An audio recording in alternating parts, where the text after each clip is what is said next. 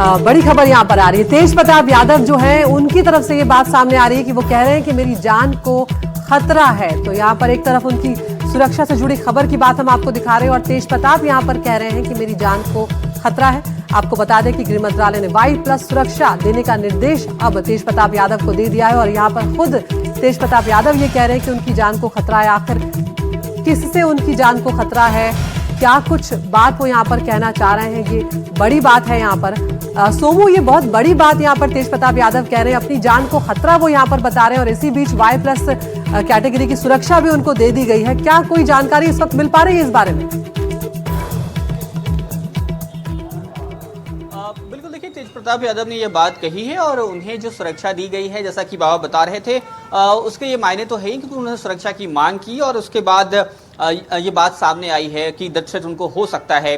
लेकिन सबसे महत्वपूर्ण बात यही है कि तेज प्रताप यादव इन दिनों जिस तरीके से बयान दे रहे हैं, जिस तरह की उनकी राजनीति है, वो किससे फायदा किससे नुकसान पहुंचा रही है। सोमू, रोकूंगी आपको कुछ क्षणों के लिए यहाँ पर। सोमू, एक बार सुनवा देते हैं यहाँ पर तेज प्रताप यादव का क्या कुछ कहना है। बढ़ा दिया गया है आपका, सिक्योरिटी बढ़ा दिया गया है। हाँ, क्योंकि मेरे ऊपर खतरा है ना, मेरा हत्या भी लोग करा देगा। अब है दुश्मन सब लगा हुआ है ना। सिक्योरिटी बढ़ा दिया गया है आपका, सिक्योरिटी बढ़ा दिया गया है। हाँ, क्योंकि मेरे ऊपर खतरा है ना, मेरा हत्या भी लोग करा देगा। अब है दुश्मन सब लगा हुआ है ना। तो सोमू यहाँ पर ये कह रहे हैं कि बहुत सारे दुश्मन है, मेरी हत्या करवा देंगे। बड़ी बात यहाँ पर तेज प्रताप यादव कहते हुए आ रहे हैं। हालांकि जब उनसे पूछा गया कि किससे खतरा है तो इस बारे में उन्होंने बस इतना ही बोला कि बहुत दुश्मन है मेरे। बिल्कुल, देखिए अपरोक्ष रूप से वो पहले भी इस तरह की बात करते रहे हैं और जाहिर तौर पे जब से उनकी अदावत परिवार और पार्टी में शुरू हुई है, उसके बाद से वो किन लोगों को टारगेट करते हैं वो जाहिर तौर पे समझा जा सकता है।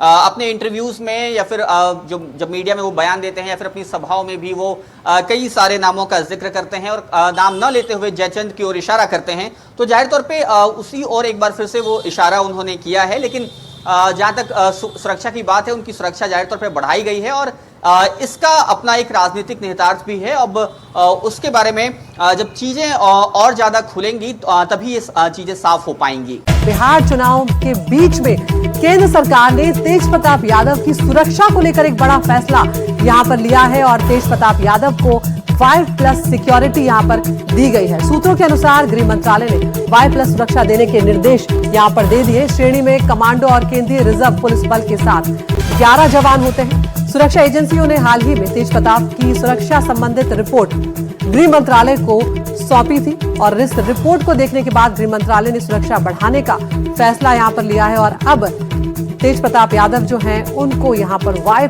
कैटेगरी की सुरक्षा दी जा रही है। इस श्रेणी में कमांडो और केंद्रीय रिजर्व पुलिस बल के साथ साथ 11 जवान होंगे। तो यहाँ पर अब Y+ कैटेगरी की सुरक्षा बीच चुनाव में ये फैसला लिया गया है। तेज प्रताप यादव की सुरक्षा को बढ़ाने का गृह मंत्रालय ने यहाँ पर जो रिपोर्ट तेज प्रताप यादव की सुरक्षा को लेकर सौंपी गई थी उसकी समीक्षा की है और उसके बाद ये फैसला यहाँ पर लिया गया। तो जेजेडी के नेता तेज प्रताप यादव ने यहाँ पर चुनाव पे जब बातचीत की तो उन्होंने कहा कि भाई तेजस्वी यादव के साथ उनके रास्ते जो हैं अब वो पूरी तरह से अलग हो चुके हैं। एनडीटीवी से खास बातचीत में तेज प्रताप ने कहा कि अब आरजेडी में वापस आने का सवाल ही नहीं। उनसे बातचीत की हमारे सहयोगी प्रभाकर कुमार। आपने इस पर पूरी ताकत लगाई है तेज प्रताप, लेकिन अब रिजल्ट की जहाँ बात है, आप अपने आप को क्या नंबर देते हैं? आपने कितने कैंडिडेट उतारे हैं और कितना नंबर देते हैं अपने आप? देखिए, हमारा विधानसभा में हमारे पार्टी से जनशक्ति जनता दल से 44 कैंडिडेट है। तो हम तो ये नहीं कहेंगे कि 44 ही हम जीत लेंगे, उसमें से 7 भी आ सकता है, 9 भी आ सकता है, 10 भी आ सकता है। बट अपनी जो असली ताकत है वो कहाँ झोंकी है? राघोपुर में झोंकी है क्या? नहीं, हमारा तो सब जगह कार्यक्रम लगा। ऐसा कुछ नहीं कि अपना पूरा ताकत हम झोंक दिया। लेकिन फर्स्ट चरण में तेजस्वी जी उतारे महुआ में, तो हम राघोपुर चले गए, 2 बार हेलीकॉप्टर उतार दिए। मतलब कहने का तब है कि इसकी जो शुरुआत है वो तेजस्वी ने की, छोटे भाई ने की, जिसको आप अर्जुन और कृष्ण हरदम बोलते थे। नहीं, देखिए, अगर तेजस्वी जी महुआ नहीं आते तो हम शायद राघोपुर नहीं जाते। तो वो आ गए तो हमको मजबूरी था जाना वहाँ। मतलब आपने कर्जा चुका दिया जाके? कर्जा चुका दिया और क्या, ब्लैक बोर्ड को लेके चल दिए। ये ब्लैक बोर्ड लेके चल दिए। बट ये क्योंकि दो भाई हैं, आप लोग साथ में रहे हैं और आप उनको अपना छोटा भाई के अलावे आप उनको बोलते थे कि मेरा अर्जुन है और मैं कृष्ण हूँ, तो ये इतनी स्थिति एक समय तक ही ठीक था, जब हमें मान सम्मान मिलता था।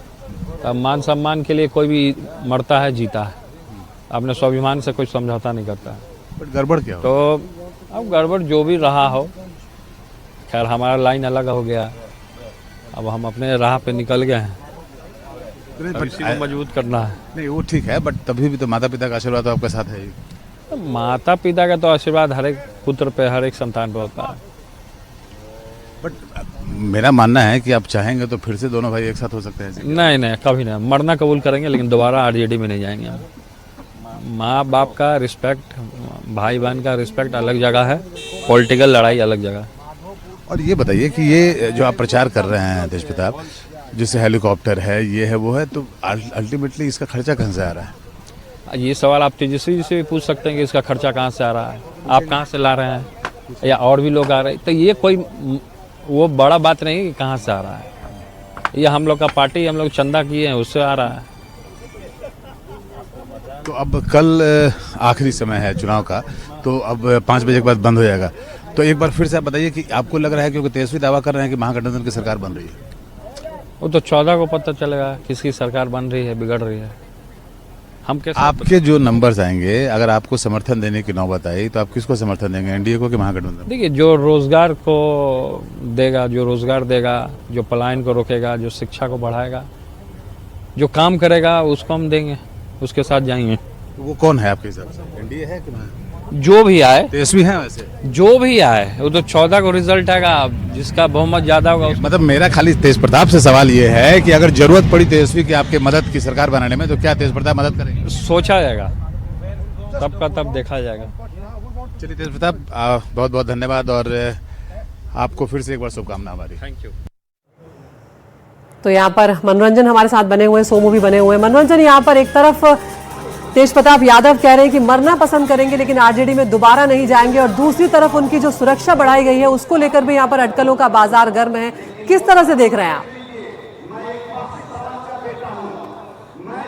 देखिए, पटना में ये बात काफ़ी चर्चा का विषय बना हुआ है कि तेज प्रताप यादव जो हेलीकॉप्टर से जा रहे हैं, इतना प्रचार हो रहा है, ये सब सारा फंड कहाँ से आ रहा है, कहाँ से इतना पैसा आ रहा है। अब ये जो नई जो सुरक्षा व्यवस्था उनको दी गई है, तो फिर ये सवाल होना लाजमी है, क्योंकि जो भी आपको सुरक्षा मिलती है केंद्र सरकार की तरफ से, जो सीआरपीएफ की सुरक्षा होती है, जेड हो, जेड प्लस हो, जो भी हो, वाई हो, तो उसके लिए एक केंद्र सरकार की अनुशंसा होनी जरूरी है।